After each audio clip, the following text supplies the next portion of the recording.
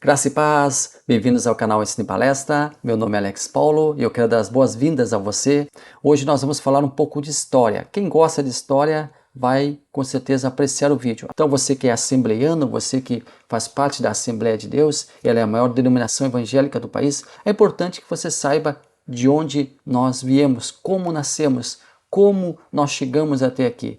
Que é importante nós conhecermos o nosso passado e também nós termos certeza do nosso futuro. Então hoje nós vamos falar um pouquinho de história. Vamos começar falando um pouquinho sobre os pioneiros, sobre os fundadores da Assembleia de Deus aqui no Brasil, Daniel Berg e Gunnar Wingren. Nós vamos agora traçar um perfil desses dois homens, nós vamos agora traçar um histórico desses dois personagens extremamente importantes, relevantes para o trabalho pentecostal aqui no Brasil. Vamos começar com Gunnar Wingren.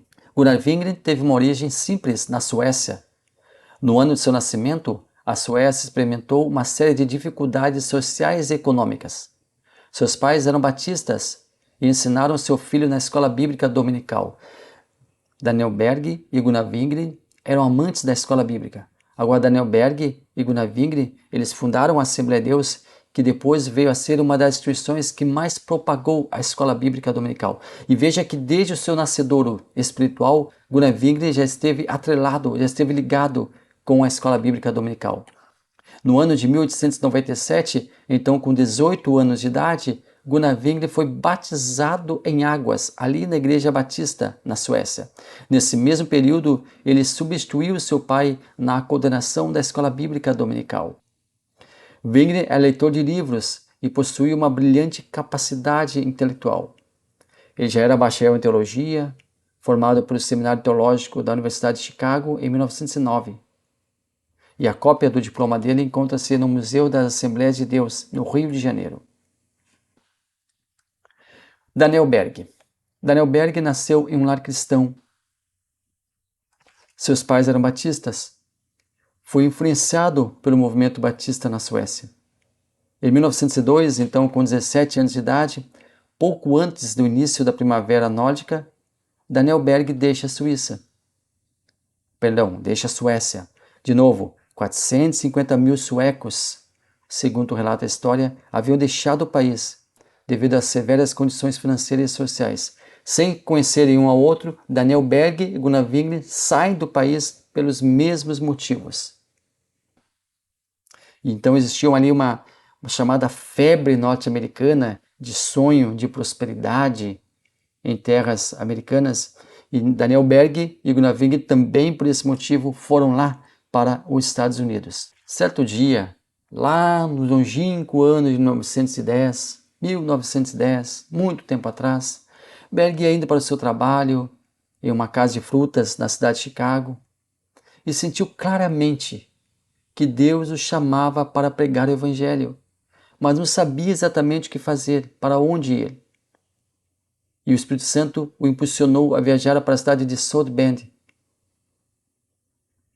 O Espírito Santo trabalhando na vida daquele homem para fazer a sua obra. E como foi o encontro de Daniel Berg e Gunnar Wingren? Em 1909, Gunnar Wingren pediu permissão à sua igreja para visitar a primeira igreja batista sueca em Chicago, onde se realizava uma série de conferências. E nessa conferência, em uma dessas conferências, que eram várias, ele conheceu Daniel Berg. Era uma série de conferências e em uma delas conheceu Daniel Berg, que seria seu futuro grande amigo. Essas conferências eram frequentadas por jovens de diversas denominações e eram muito comuns nos Estados Unidos. E na cidade de South Bend, Daniel Berg e Gunnar Wingren receberam revelações do Espírito Santo através da instrumentalidade do irmão Olof Udin, que havia os conhecido. E olha só o que o Espírito Santo revela para o irmão Olof a respeito de Daniel Berg e Gunnar Wingren. O Espírito Santo fala para ele que eles deveriam ir para um lugar chamado Pará, que o povo desse lugar era de um nível social muito simples, que eles, Daniel Berg e Gunnar Wingren, comeriam comidas muito simples, mas que não lhes faltaria absolutamente nada. E mais do que isso, ele profetiza, movido pelo Espírito Santo, o sobrenome da esposa de Gunnar Wingren. Ela se chamaria Strandberg. E Frida Strandberg, mais tarde, viria a ser a esposa de Gunnar Wingren, chamando-se Frida Wingren. Olha só o que o Espírito Santo já estava comunicando àqueles jovens. Pois bem, eles já sabiam que iriam para uma cidade chamada Pará. Mas onde ficaria essa cidade? Onde era Pará? Eles não sabiam, não conheciam, ninguém sabia informar. Então eles foram até uma biblioteca pública e descobriram que o Pará ficava ao norte de um país chamado Brasil, na América do Sul. Depois de eles orarem muita oração, unidos em oração, Daniel Berg e Gunnar Wingren resolveram aceitar aquele desafio e embarcaram em um navio para vir para o Brasil. Mas como Daniel Berg, como Gunnar Wingren conheceu a sua esposa? Anos depois, em 1915, quando retornou à Suécia, após o início da obra no Brasil, Wingren conheceria a enfermeira Frida Strandberg, com quem se casaria em 16 de outubro de 1917, confirmando o que o Espírito Santo dissera. Mas quando ouviram falar então da cidade chamada Pará, eles não sabiam onde ficava, foram até a biblioteca pública, descobriram que ficava no Brasil, na América do Sul, oraram, aceitaram o desafio, mas precisavam de dinheiro para a viagem. E Deus proveu milagrosamente a quantia certa para a viagem, a passagem certa, o valor certo para a passagem para os dois em um navio, só que na terceira classe. Já com dinheiro no bolso, em um culto, eles ouvem um apelo de um pregador para auxiliar no trabalho de evangelização. Sem hesitar, olha só, sem hesitar e de comum acordo, eles entregam a quantia que tinham no bolso para a passagem para a evangelização. Não parece um paradoxo? Eles estavam com dinheiro dado por Deus para virem para o Brasil, cumprirem a promessa do Espírito Santo que fariam aqui uma grande obra, e acabam por doar esse dinheiro, mas doaram para uma causa também extremamente importante, a evangelização. O que aconteceu? Novamente Deus proporcionou a eles o valor para a passagem. E eles embarcaram no navio chamado Clemente. Durante a viagem, eles ganham um tripulante para Cristo. Por 14 dias eles ficam dentro daquele navio. Eles saem de Nova York e chegam até Pará. E a chegada em solo brasileiro se deu em 19 de novembro de 1910. No Pará, já em solo brasileiro, com a promessa do Espírito Santo de fazer uma obra grande, com o propósito de evangelizar, eles não fundaram uma igreja. Eles não trataram de criar uma denominação, não. Eles foram congregar na Igreja Batista, que é localizada na rua Balbi 406, e acabaram morando no porão da Igreja Batista. O primeiro professor de português, porque agora tinha um entrave linguístico, eles não falavam português. O primeiro professor de inglês deles foi o irmão Adriano. Só que essa dupla que estava chegando ao Brasil tinha consigo o selo do Espírito Santo. Eles falavam em línguas. O que aconteceu quando Daniel Berg e Gunnar Wingren chegam ao Brasil? Já tinham irmãos de outras denominações, de outras igrejas históricas já estavam instaladas aqui, igrejas evangélicas já estavam instaladas aqui, que conviviam com a igreja católica, que ainda era dominante, mas já tinha um povo, já havia se desbravado o evangelho aqui, e outras igrejas evangélicas já estavam aqui.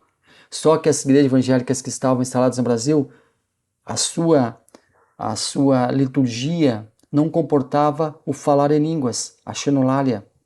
Não aceitavam o batismo com o Espírito Santo. Assim como a própria igreja batista, onde eles estavam congregados, também não aceitavam o batismo com o Espírito Santo. E Daniel Berg e Gunnar Wingren pregavam, assim como Paulo pregou para aqueles homens, Daniel Berg e Gunnar Wingren pregava pregavam em solo brasileiro que o batismo com o Espírito Santo era evidência. O que acontece? A irmã Celina Albuquerque é a primeira pessoa em solo brasileiro, a primeira brasileira a ser batizada com o Espírito Santo. Também com ela a irmã Maria de Nazaré, também é batizada com o Espírito Santo. E isso teve um impacto muito grande, uma reprodução imediata na Igreja Batista.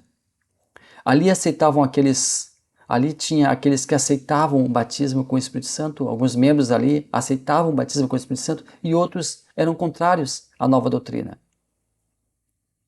O que aconteceu? Houve um grande alvoroço ali.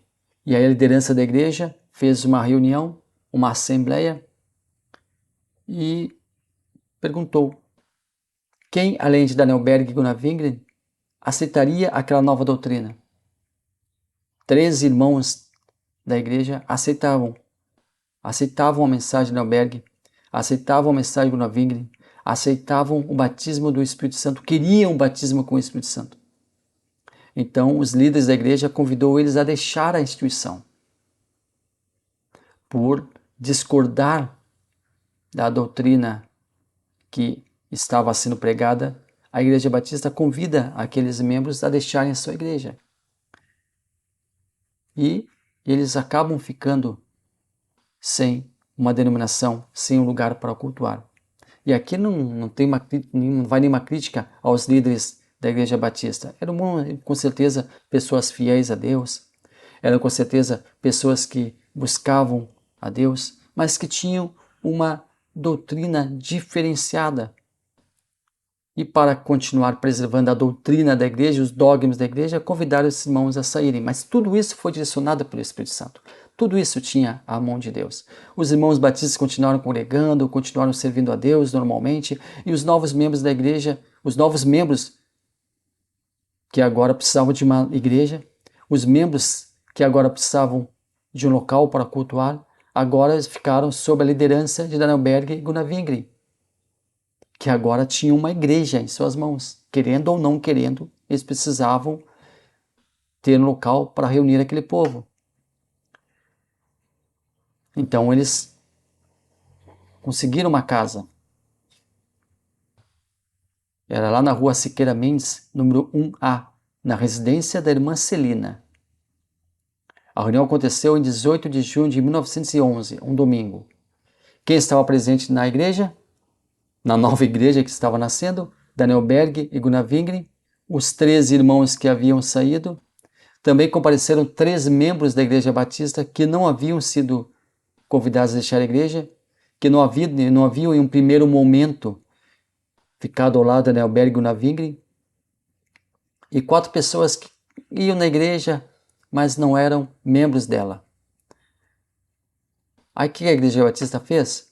Ela convidou então esses 3 membros que também se aliariam a Daniel Berg e Gunnar Wingren a também deixarem a igreja. E um deles era o irmão Henrique Albuquerque, que era esposo da irmã Celina Albuquerque. Os outros 4 que estavam ali também visitando o novo trabalho, mas também iam na Igreja Batista, eles não poderiam ser desligados porque eles não pertenciam à igreja, não eram membros da igreja. Eles eram visitantes, então visitavam a igreja, visitavam o novo trabalho, enfim. E em 18 de junho de 1911 é fundado a Missão da Fé Apostólica, que agora tinha 18 membros. A Missão da Fé Apostólica era o mesmo movimento lá dos Estados Unidos. Era o mesmo movimento de William Seymour, lá nos Estados Unidos.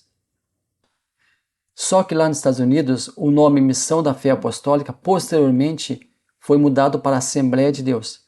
O que aconteceu? Em 11 de janeiro de 1918, foi registrado aqui o novo nome, Assembleia de Deus. Então aqui no Brasil também o movimento passou a ser conhecido como Assembleia de Deus. A primeira reunião de obreiros da Assembleia de Deus no Brasil foi realizada de 18 a 22 de agosto de 1921. A partir de 1922, começa a circular a harpa cristã, o hinário oficial da Assembleia de Deus no Brasil. Em 1930, entra em atividade o Mensageiro de Paz, o Mensageiro da Paz. O Mensageiro da Paz é ainda hoje um jornal publicado pela Casa Publicadora da Assembleia de Deus e ainda hoje o órgão oficial da Assembleia de Deus no Brasil. Iniciou seus trabalhos em 1930 e até hoje ele circula com esse nome. Hoje a Assembleia de Deus é a maior denominação pentecostal do mundo, cerca de 10% da população brasileira. Então nós falamos um pouquinho sobre os nossos pioneiros, Daniel Berg e Gunnar Wingren. Falamos um pouquinho de cada um deles, histórico de cada um deles, o encontro deles e a chegada ao Brasil e o trabalho desenvolvido aqui no Brasil. Deus abençoe maravilhosamente a sua vida.